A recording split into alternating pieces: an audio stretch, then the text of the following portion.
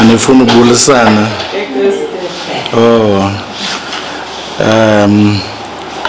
Let me take the opportunity to greet Mama Mpostile, no Tatu Mpostile in absentia. Ladies and gentlemen, good morning.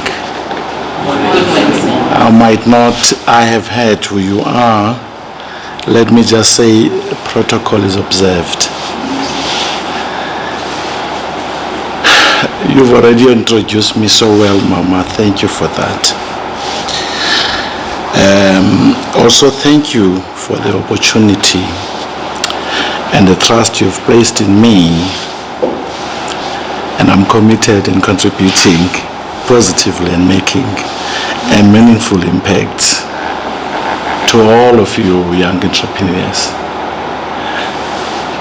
I do not think I am going to be teaching you about business, and all of you are business people. All of you know how to start a business plan, a proposal, or anything of that nature. But mine, I am here just to add on your profile a piece of advice on the journey that I've already walked. And I must say I am a businessman. I'm not aspiring to be a businessman. I am a businessman. I am a business mongol. Some call me the king of agriculture. I do believe then that I don't call me a king of agriculture for mahala, because I diversify. I'm in all sectors of agriculture, mixed farming, animal, crop, game farming, bee farming, exporting, importing, with accredited licenses. And I'm also an accredited trainer in all sectors. So I do help a lot in different government sectors. So today I want to talk to you not just about land. And my topic here is about land and agriculture, but about some potential, about a future that grows from the soil beneath our feet, which was mentioned by Mamukoza here, and runs wild in the spirit of our game reserves. It is not common that you will find black farmers involved into game farming. That is known as a white dominated area. But here we are in front of you as one of those people who are into game farming. I want to speak to you about agriculture and of course game farming, two of the most powerful overlooked forces shaping our economy, our environment, and our identity. To some, it's a dream, but I want to say to you, dreams do come true. And I also want to motivate you by saying never give up, because giving up is not an option. Pursue your dreams. Never give up, and try and ignore naysayers. Some will talk you down, and some, there's so many things that are happening. But once you find a vision, run with it. A piece of advice I would like to offer to you as a person that have been in the industry for years. If you want to get rich from farming in particular, stop reading farming books. You're reading too much, but there's actually nothing that is happening. Read business books instead. Get a mentor, follow somebody, get a story. How did this one became like that? Get to know the wealthiest Africans in Africa. And one of them is sitting in Nigeria. And he's powerful, he's loaded. Get to know about that. I'm here to save you time and money. If your goal is to get wealthy through agriculture, here is a secret. You shouldn't focus on becoming a better farmer. Instead, focus on becoming a better entrepreneur. Do not compete and look at that one is doing that. Be yourself. Position yourself to be a better entrepreneur. Let's begin with agriculture, the backbone of our survival. It's easy to take a plate of food for granted, but behind every grain of maize, every head of cattle, and every fresh vegetable, there is a story of grit, determination, and sweat. Agriculture is not just an industry, it is a calling. Now, everybody is aspiring to become a farmer. Farming is not a desire. If you desire to go and buy ice cream, you will wait for a very hot day. But this thing is a calling. You work on it 4 seasons around the clock. So if you are not called to it, you might just drop the baton and say, I'm looking for greener pastures. And most of the time when I interview young people, I look at their CVs. At the age of 25, they've already worked over 10 places. And when you look at their CVs, they say, reason for leaving, greener pastures. And that's all you see. I focused mainly on a CV, the shortest CV, because I've worked in 2 places. I was in the military, and that's where I studied, and I'm a farmer.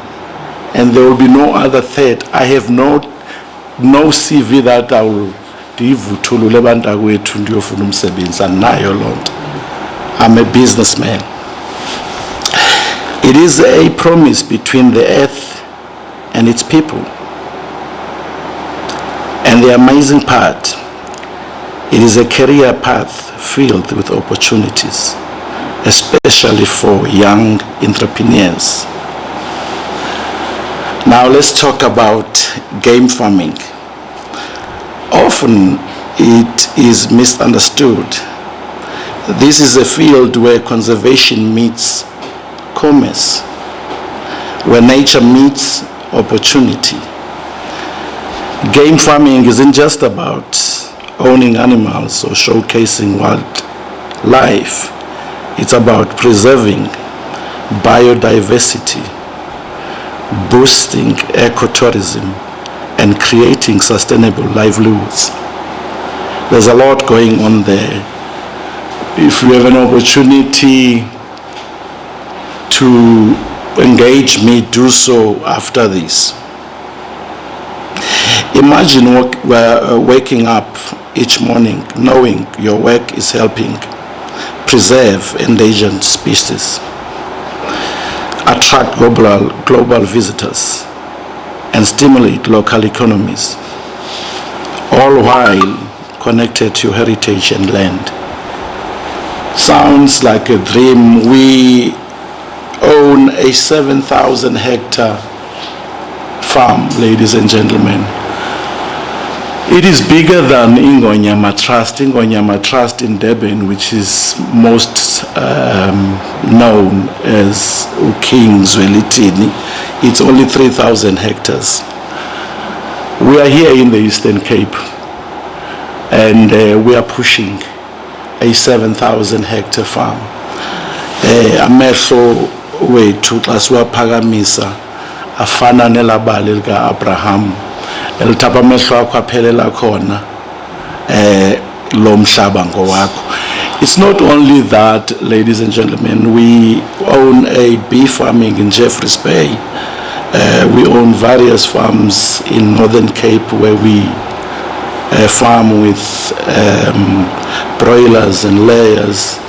And like I said, we are also accredited to train various sectors and working with TVETs, and they were accredited under QCTO. Some might say that farming is old-fashioned or too risky. But let me challenge you, let me challenge that thinking. Agriculture and game farming are industries of the future. I'm not here to talk about properties. Yes, I am into properties. I am into many things that I'm doing with mines and any other thing that you may think about. But my focus today is about land and game farming. Agriculture and game farming are industries of the future.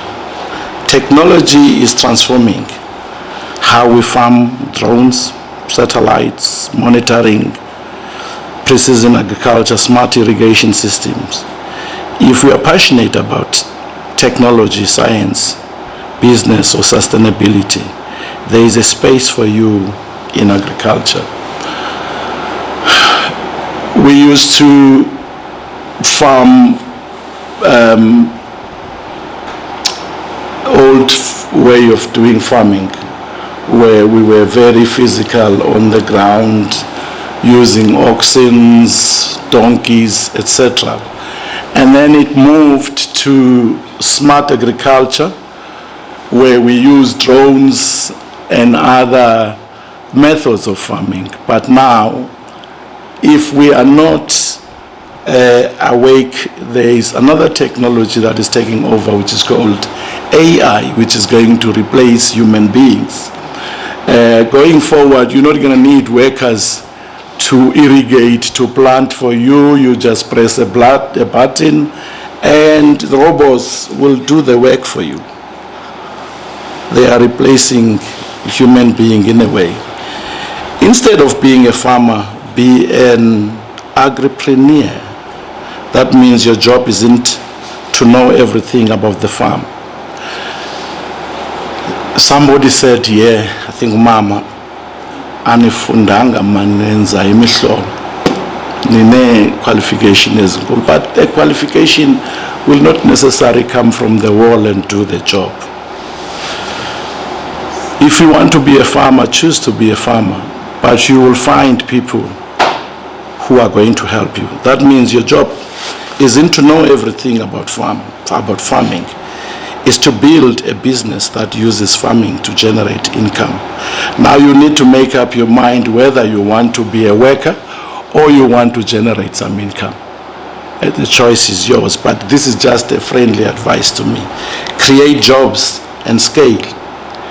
You must be an owner. Give the young people who are coming from the varsities an opportunity to do that for you, on your behalf.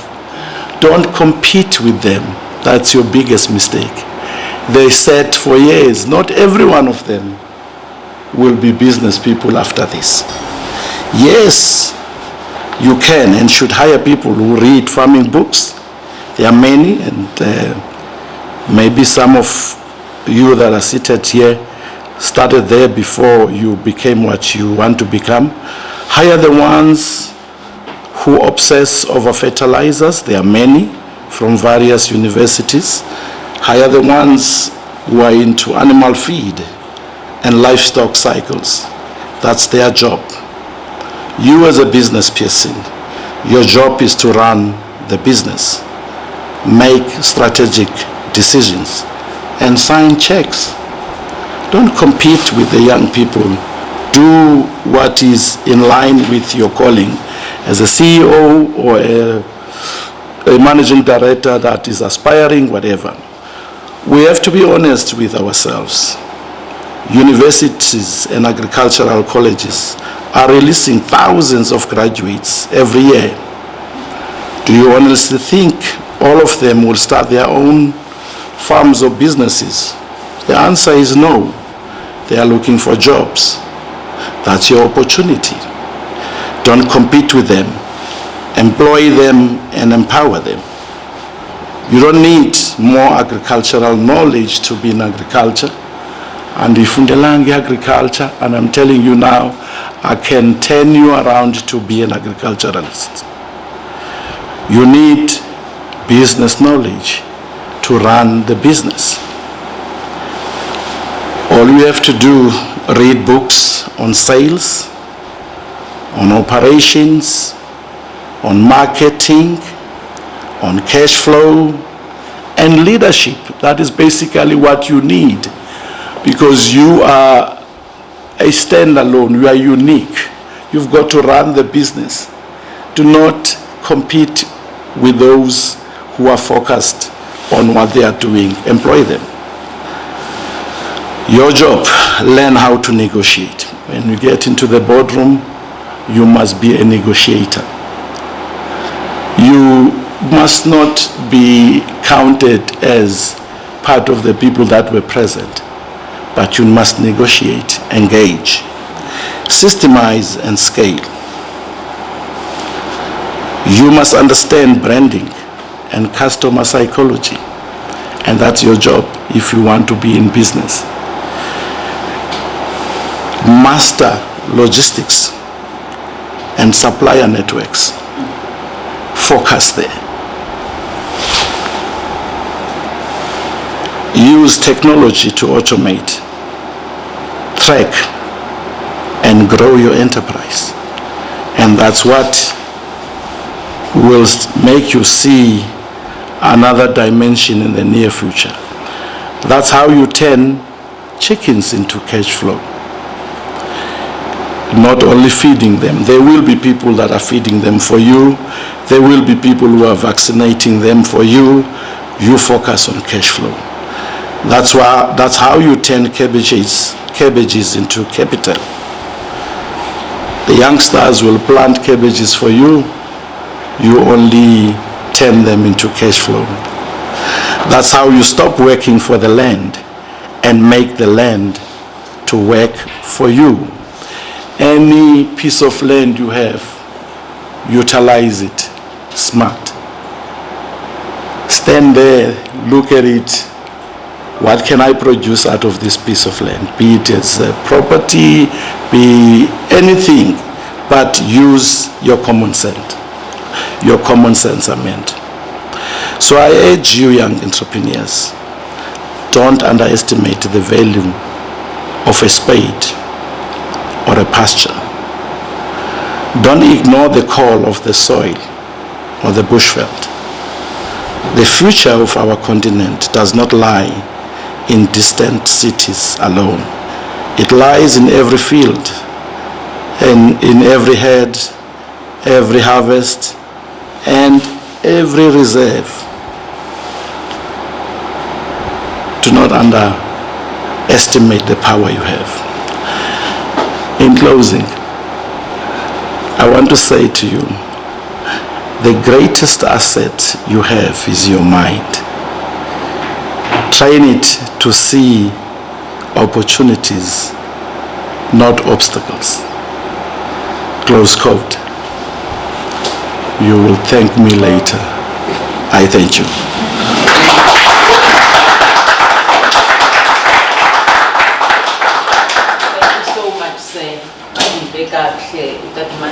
Do not win it, but run your own race at your own pace, in your own way. He says you need business knowledge in order for you to run the business. I'll open a pressure for anything that you would like to clarify if we have any questions.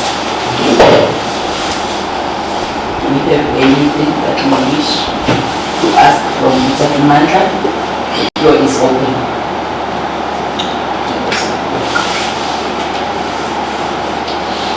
We have nothing yet.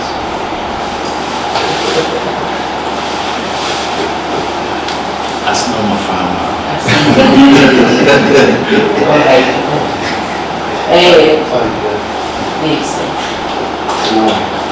very much.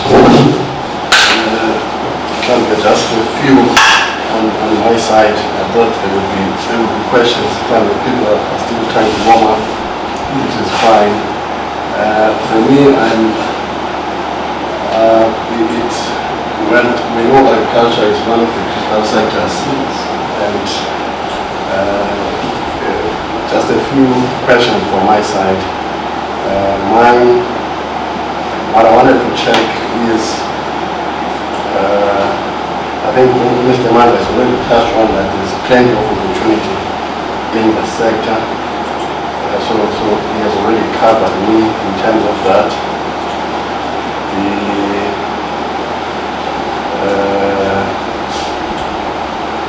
Okay, it's a move, I guess it goes on. I would where can you start if you do want or you are interested in agriculture? Where can one start? Whether it's crops or it's animals. Where can you start? Which doors can you knock on? If you will need funding at some stage, what kind of funding or which doors of funding can you approach, or which departments, or what kind of because we understand that funding can differ.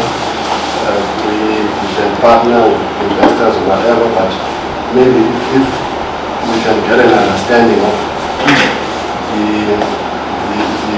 I want to talk to now the practicality of all of this. Let's say you want maybe to start a piggery. Where does one start?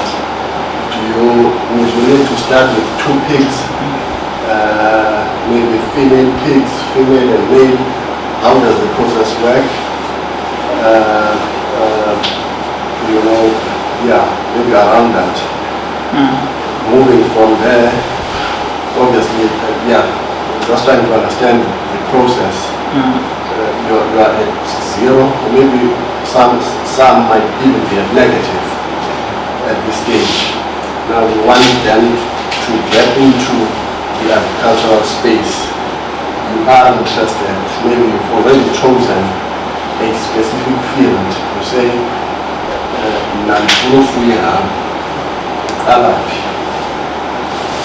Right. Do you have? Okay, let us hope quickly. Any other question? Yes, sir. Then it's yourself. Then that Mandla can sum it up, yonke. No, from my side, it's not questions. I think I know your technical question, one of the issue separately. Mine is just comments. Then 2 comments. The first one, I think quite a large theme of his presentation was on focusing on being a manager, be strategic, be entrepreneur. I took that quite seriously. It's quite challenging. He did say many times, you've got people, there's resources, you've got people that will work for you, that are specialists. I say this because I'm not from that. Though I'm interested in that sector, but I don't have that background, don't have expertise. So I took that quite serious. I think his closing remarks talks of the mind, the thinking. It ties in quite closely with how Mama also ended. Also the same thing of your thinking, your mind being a great asset. So for me, those it's just comments that I realize that those things are quite encouraging, and I take note of them. The how part of how to actually run the business. Thank you so much, sir. Okay, the third speaker over there. Yes, ma'am. Thank you, Dada, for what you have shared with us. I've also learned a lot from the book that you launched in ChatGPT 2020. There's a lot of things that you've mentioned there about the spiritual process you've taken to be where you are, the finances and all the decisions you're taking. But my question today is on conversation with a friend who was a colleague years ago, and was a close friend. And when she started farming, she started with just selling eggs. I don't know, I think is it poultry, that type of farming.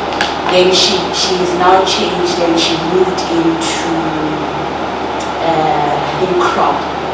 And then she was saying she's a bit discouraged with farming, and I asked her why, and she said she's farming in Pretoria, and she was saying she struggles to get where to sell the things that she has, if it's spinach or whatever, she struggles to sell. So my question is, if you want to go into farming, how, like as it was asking, where do you start? Do you find the market first? How should you think about it? If maybe now my interest is in farming ginger and garlic, shouldn't just be something that I find exciting. What are the steps that you have taken to make sure that what I'm farming, what I'm doing, if it's poultry, how do I find my target market? I think that's my question, to make sure that what I'm doing at the end of the day, it's a business. I should have some profit, because she was saying that as much as she keeps on farming, but she hasn't gotten so much profit that the money that she got was able to fund the farm, like, because she took it through the bank. So every time she pays the bank their monthly fee or their bond, it's from her own pocket. So it hasn't given her much. So I wanted to learn around that. How are we supposed to do it? Thank you. All right. Can we take the last one, the fourth speaker? Yes, ma'am. Thank you so much.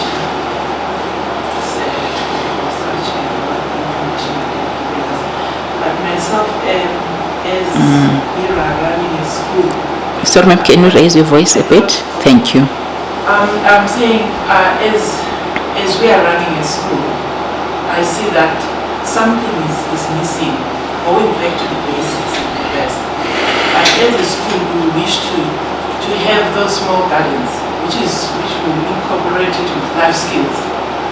We have our small gardens, teach us all those basics. Because if we started from, my school started from grade R. Yes. Maybe start from grade 1 up to grade 9. By the time we get to grade 9, we already have those basics. So I just want to find out, how can we integrate that? How can we do that in the school? I know it's something that I have to add as a curriculum within our education, as part of my subject. So I just want to know, how can we help each other with that? Because I think that will help me. If we start it young, I think these kids will have a brighter future, because not everyone is academically gifted. Some are technical, some will be good at that. So I just want to integrate each and every child to have that opportunity. That even though if I went to varsity, this didn't work, but I have something to lean on, as Umama has just said. Don't know that we have a plan B. Thank you so much. So I just wish that if you can tell us how can we go around it. I know on my part of the department, I've already tried to apply for that. It's on the way. I just want to see how they can tell us how we can help each other, maybe sending personnel and... Thank you so much. Daddy, you may respond. Thank you so much. Let me stand there so that I can connect with you. Thank you so much for the questions. The first one was, where do you start if you want to be a farmer, to become a farmer? Like any other business, the first thing you have to do is to register a company. Now, a company that will be aligned with what you are going to be doing. Mama said something here when she first named or got a name for her company. It was Destiny, something that she has mentioned. Now, your name of your company must be aligned with farming. Because the biggest mistake that we do as black people when we register a business, when we look at, or when someone is looking at your specialization, you say trading in all aspects. It can't be. You've got to specialize in something. So your company must have something to do with farming. And so that anyone who will be looking at the things that I'm going to be mentioning here, it must resonate with those things. First of all, you've got to, Mr. Ngangana, have a vision or a mission statement of what you want to do. And you need to pace yourself in such a way, short term, medium and long term. Where do you see yourself in 3 years from now, 5 years, 7 years? Number two, you give it a background. Somebody must be able to identify how did you start with this thing and what was going through your mind. And then the description of a product, as I've already said. And I think when I come to question number two, is your marketing plan. You need to know if for instance I start with inkukhu zamaqanda, azithe zazala ndizabathengisaphi. So you need to do your own market research on that. And if you are going to focus on crop, first of all, you need to know what are the qualifying criteria or factors that will allow you to sell whatever that you will be selling to a market. For instance, farmers that are planting crops around Eastern Cape and other place, they can only sell spinach and cabbages around here. Why? Because they are not accredited to sell those things. First of all, you need to be Global Gap accredited. You must be trained on knowing what type of soil is your terrain, that is found in your terrain, whether it's loamy, sandy, or clay soil. You need to know the pH of your water so that you can align your fertilizers with that. And thirdly, you need to have a clear spraying program. You do not just see insects and go and spray with any chemical. You need to be trained on that. And I said on my opening remarks, I am an accredited trainer. I can train you to get to that level. Fourthly, if you have sprayed, you need to know the withdrawal period of that particular spray. Let's say you are supplying Woolworths and you have sprayed your cabbages, and on the second day they want cabbages and you did not read the withdrawal period of your chemicals, and you harvest your cabbages and you sell them to a shop and people begin to die because of your chemicals, and then you will go to jail for that.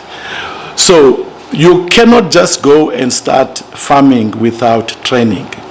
There is an accreditation that you need on crops, maize, any other crops that you'll be planting, which is called Global Gap. In terms of milk, chickens, you need to do your market analysis. Go and get off-take agreements. Off-take agreements, you get them because you have this thing that you want to supply, and you are going to be able to supply it for the whole year and next year and another year. You will not have a gap year where you say it is finished and deny you. the markets we are not going to take you.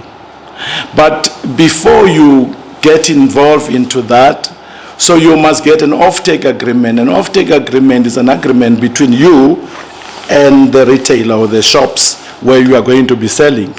You need to have that agreement in writing to say, "Mnabani kabani, I will be supplying you with eggs every third day."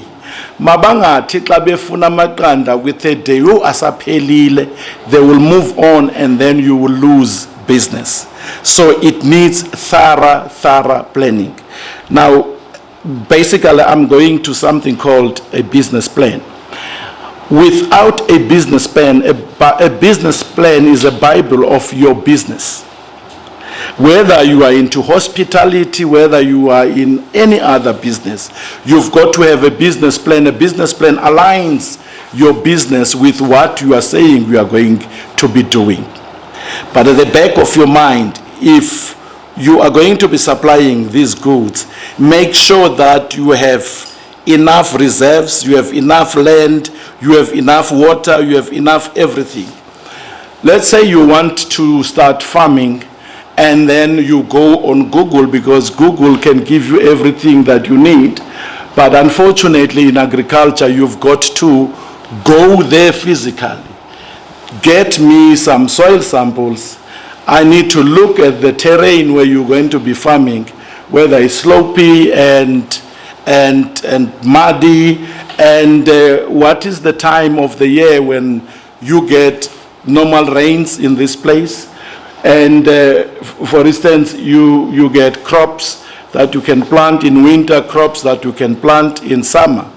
And some areas are heavy on hail at certain time of the year. So you've got to manage your planting program in such a way it does not cross with that particular item. So in essence, you need a business plan, and then you need to develop your own proposal out of your own mission and vision that you wanted to see. Then you need training on that particular subject.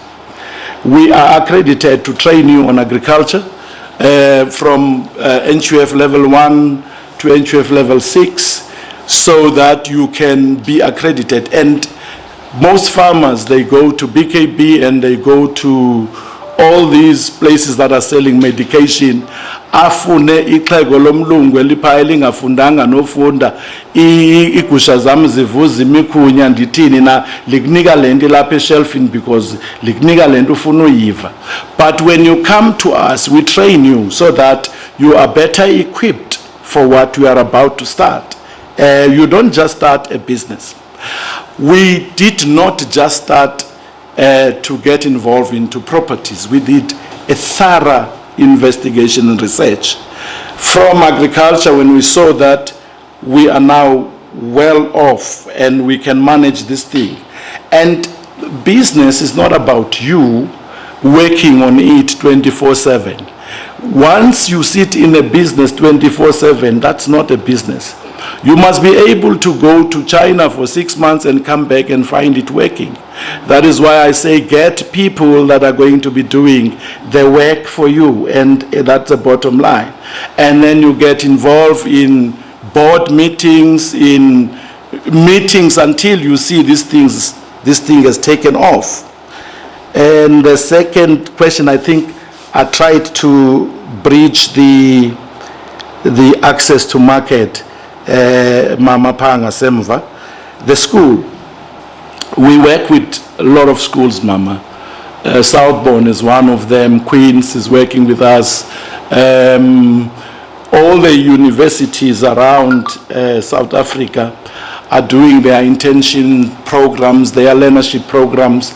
And what we have done, because we've noticed that some of these children have qualifications and they are sitting at home, and we changed our structure to have from human resource, finance, media, psychologists. We have our own accredited qualified psychologists that are working with social development under our umbrella as DICLA. So if you look at us, we started as farmers, but we have our own psychologists. We work all around South Africa. We do counsel mine workers. We do anything that you may think about. So if you go to our business, you will not find us doing farming alone.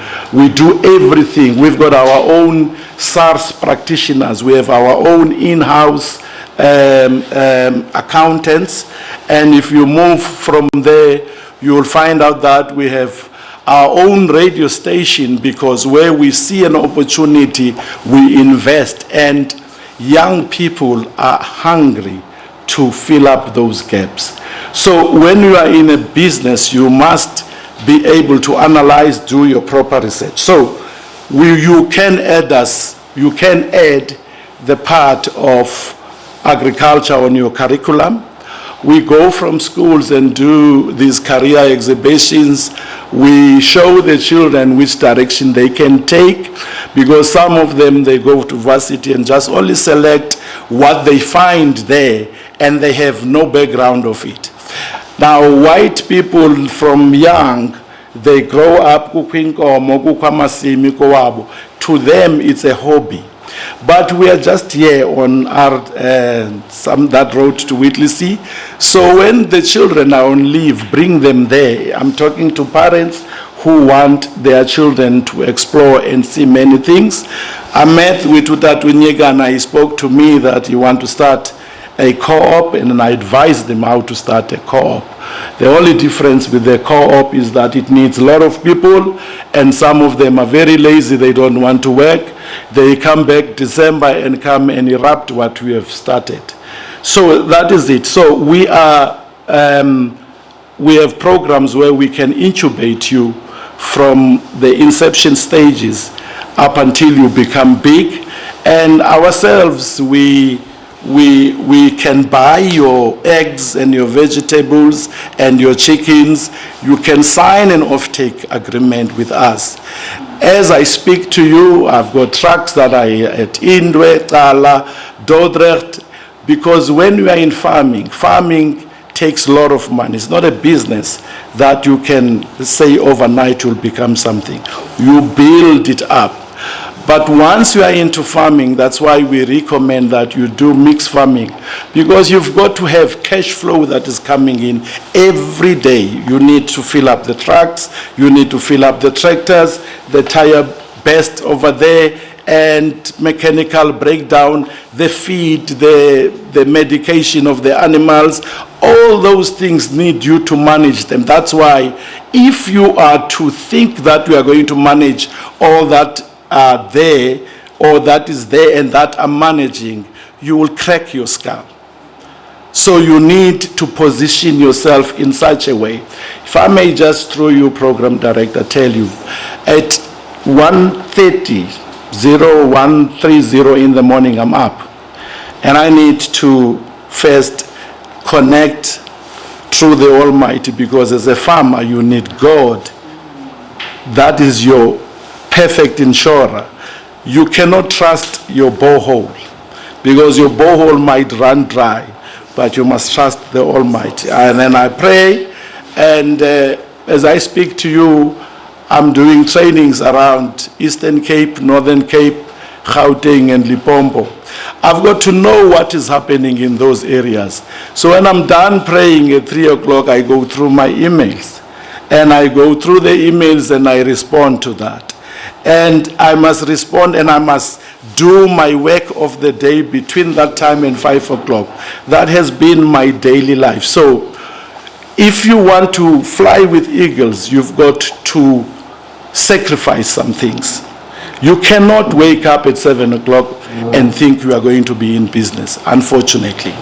And the problem we have as black people, we like to sleep too much. And when it comes to Friday, we want to be off. You cannot call yourself a business person if you have a weekend off. While you are sleeping at 1 o'clock, I started with 40 sheep. I've got over 7,000 sheep as we speak. When they lamb, if they give me one lamb, I sell that one, because I need those that give me 4 to 5. How do I get that?